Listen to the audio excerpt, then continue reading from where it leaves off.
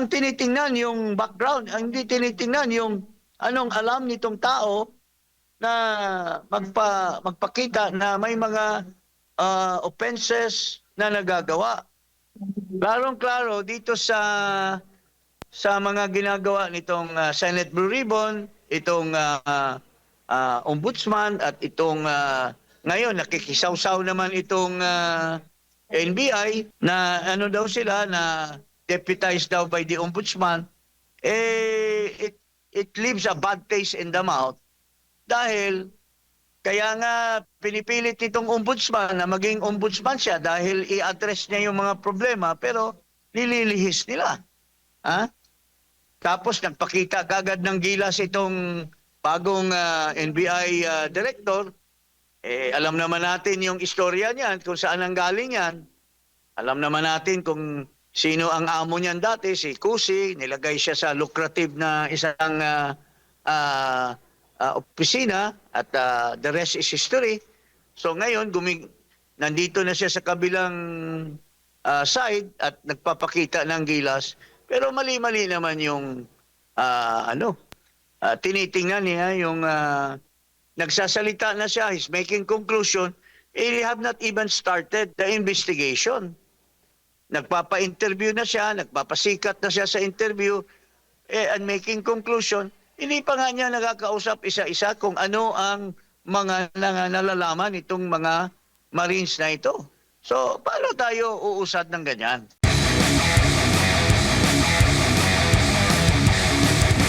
Ang ICI po, yung Independent Commission for Infrastructure na itinatag para mag-imbestiga nga sa manuwalyang mga proyekto ng atin pong gobyerno, ay nagtapos na po ang kanilang trabaho. Kayo po ba ay kontento sa naging performance po ng ICI? Pero at the end, parang ipinasa lang din naman sa ombudsman na parang mag-iimbestiga rin ulit sila.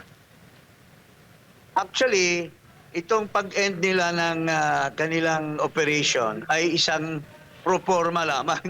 3 buwan na yan walang silbi dahil paano naman kikilos yung isang tao lamang?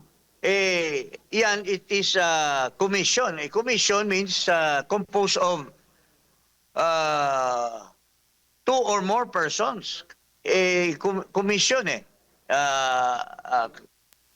commissioner and mga deputy commissioner. Nag-resign na yung dalawa isa na lang yung sirang ulo na nagpapatakbo niyan. Yung dating justice na wala namang silbi ang justice na yan. Wala namang nangyayari dyan sa ICI. In fact, ako at saka si Attorney Luna, I think, magkasabay kami na sinampahan namin ng kaso sa Supreme Court being unconstitutional at walang silbi ang ICI na yan. Tulad na noong panahon ni Noynoy Aquino, nagtayo siya ng Truth Commission, dineclare ng Korte Suprema na void or invalid yung batas, unconstitutional. Ito naman, sinampahan din namin kasi alam na namin na ang mangyayari ay waste of money, waste of resources, and walang silbi because it's a misnomer. Sasabihin mo independent, hindi naman independent. Ang may say, ang may final say, yun ding mga tiwali. Yung kanilang grupo na mga congressman at mga senador na malapit dito sa hinihinala na mastermind nitong corruption. As Saldico at saka si Gutesa at saka 18 Marines, tinuturo nila si Marcos na siya ang may pasimuno ng corruption. Sasabihin niya, mahiya kayo, pero siya pala ang dapat mahiya. Kaya yung ICI na yan, from the beginning, from its commencement, ay wala talagang silbihan. It was just done for show. Pakitang tao lang, pero wala rin naman ang mangyayari. As you said, napupunta lang din sa ombudsman, pero wala din namang galaw ang ombudsman as of now. Ha? Opo. Congressman, Hello? sa kabuuan po, kasi nabanggit din po ng Malacanang na after po nung ICI, hindi po kasabay nito ang natatapos yung kanila daw kampanya sa paglaban sa korupsyon. Sa kabuang assessment niyo po sa whole of government approach, kung meron man po sa kasalukuyang administrasyon sa paglaban or dito sa kanilang anti-corruption campaign, ano po ang assessment niyo po, Attorney? Well, it boils down sa pangluloko lamang. Parang it's all for show. Para lamang may masasabi sila na gumagalaw. Siya mismo, dapat magsabi na siya ng totoo na talagang nag-insert siya ng 100 billion at kumita siya ng 25 billion at yan ay sinasabi ni Saldico. Makakapaniwalang paniwala tayo kay Saldico kasi kasabwat siya nila. Siya ang kumakamada ng mga insertion.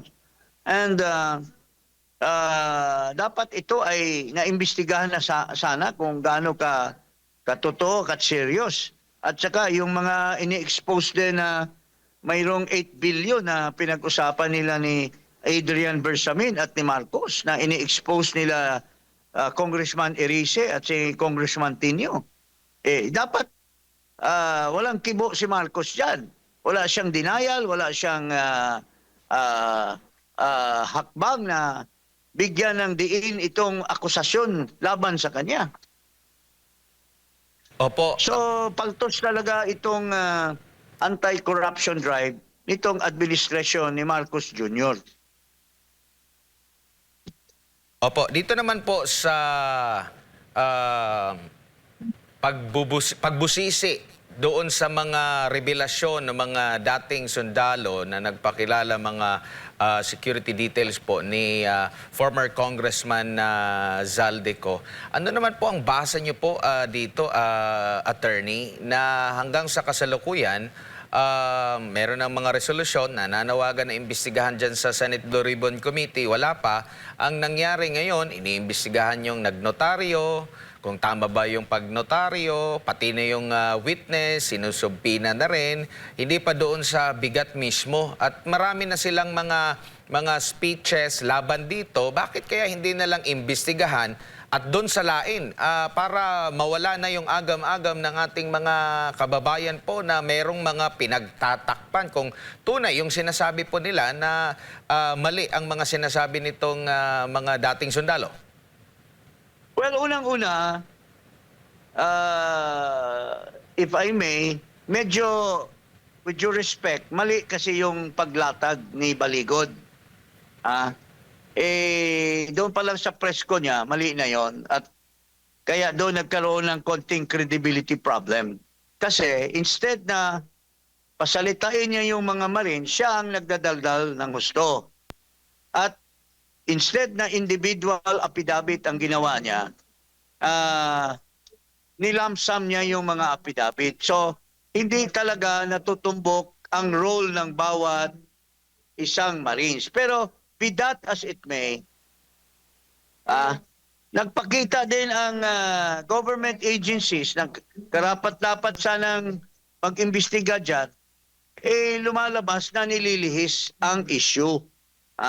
Imbis na yung allegation tungkol sa kurakot at pagdi-deliver ng mga maleta sa mga kurakot na mga opisyal, ay ang tinitingnan yung mga nagre-report. It is the,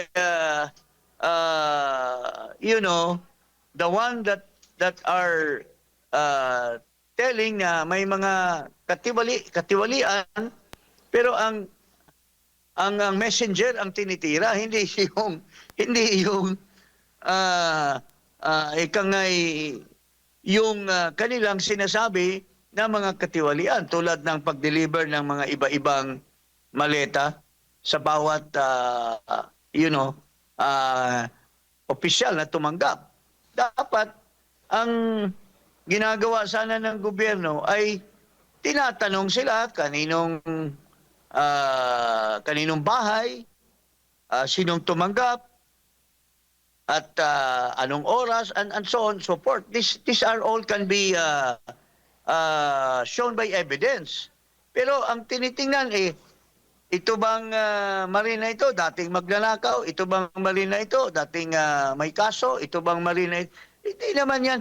Maski isang kriminal, pero halimbawa, may kaso, nakapagpiyansa, tapos hinire ka ng isang tao tulad ni Saldico, ibig ba sabihin, wala na siyang kredibilidad maski mapurbahan niya na talagang nag-deliver siya ng mga maleta na yan. Ang tinitingnan yung background, ang hindi tinitingnan yung anong alam nitong tao na magpakita na may mga offenses na nagagawa. Klarong-klaro dito sa mga ginagawa nitong Senate Blue Ribbon, itong ombudsman at itong ngayon nakikisawsaw naman itong NBI na ano daw sila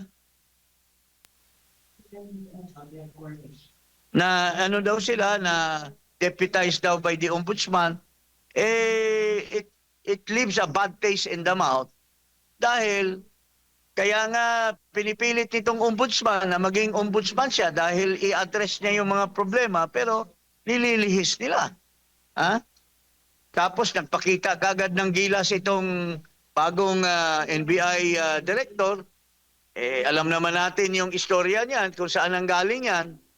Alam naman natin kung sino ang amo niyan dati, si Cusi. Nilagay siya sa lucrative na isang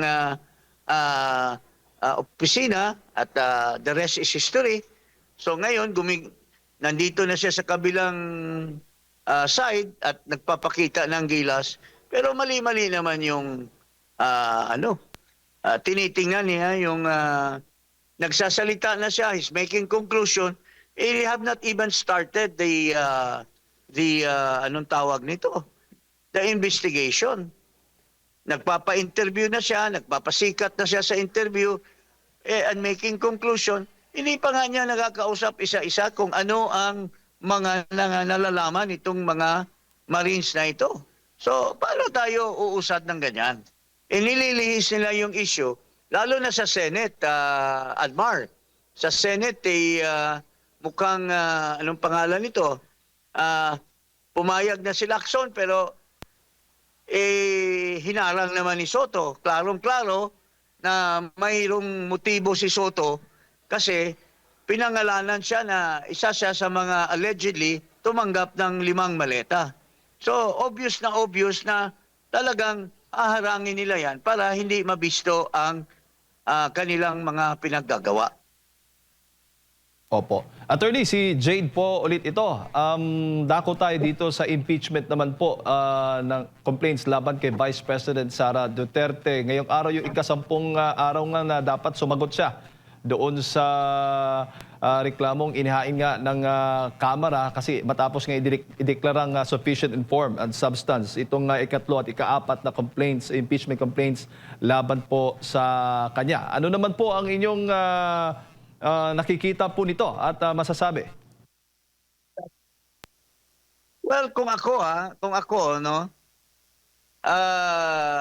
doon pa lang sa determination of form and substance, makikita na natin yung trend na talagang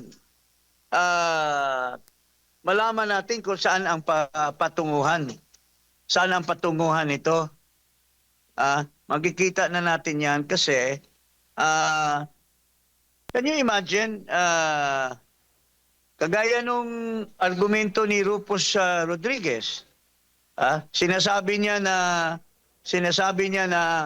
walang basihan yung pag-charge ng kay Sara Duterte bilang Secretary of Education because the Secretary of Education is not impeachable. Pero at the end of the day, sinusulong niya yung argumento niyan, pero bumoto din siya. So, very obvious na sila lahat mayroon na yung role to play.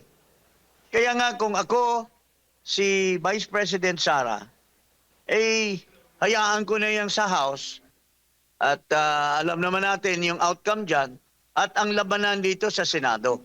Sa House, hindi ka pwedeng gumamit ng abogado to defend you. Ha? Isasalang ka by yourself. Baka lukuhin lang siya dyan ng mga congressman na ang kanilang utak at isip ay paski anong maririnig nila, alam na nila kung sino ang bubutuhan nila. Ha? So, ang labanan dito sa Senate, and I believe in the Senate, they cannot get the 16 votes required, which is 2/3 of all members of the Senate. Sa bilang ko, wala silang makuha na 16 to convict the Vice President. Pero ngayon, dapat bang, para po sa inyo, dapat bang sumagot si VP Sara Duterte dito nga po sa reklamo ng impeachment? That's part of due process. She should not waive her due process. But I don't know if she is going to appear. I would rather, well, kung ako yun, hindi ako mag-appear dahil babastusin ka lang doon eh. Ha? Ngayon pa nga yung si Terry Ridon dahil may balak yan na mag-vengeance, may balak na ano yan si Terry Ridon. Tira na ng tira. Siyempre, sinipa kasi ni President Duterte yan dahil walang silbi na empleyado ng gobyerno. So, siyempre, pinapakita niya ngayon na talagang hinahabol niya si Vice President. Po. Huli na lang, attorney, nabanggit po ninyo kanina na pagdating sa Senado, hindi uusad. Sa tingin mo, sino-sino yung mga boboto against dito sa impeachment laban kay Vice President Sara Duterte? Well, there are 15 members of the minority, the majority. So tingin ko dyan, out of 15, baka pinakamalaki 11 lang ang makukuha dyan. Unless makakuha sila sa members ng minority, alam mo naman, they have all the resources. They will utilize the resources tulad nung ginawa nila kay Chief Justice Corona. Ginagamit nila ang resources to convince the members of the Senate. But ako ay may tiwala na mayroon pa ring mga senador dyan na hindi mga tiwali. People who will stand their ground and would base it on evidence na ipipresenta.